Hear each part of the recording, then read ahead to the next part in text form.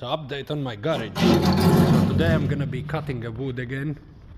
And it's shitloads of it. All the doors, you can see all that. You're gonna have to go, but first I wanna try to start this up because it's been sitting here for a while. So I cleaned it a bit and put a petrol in. So we'll see if it's even starts. Right.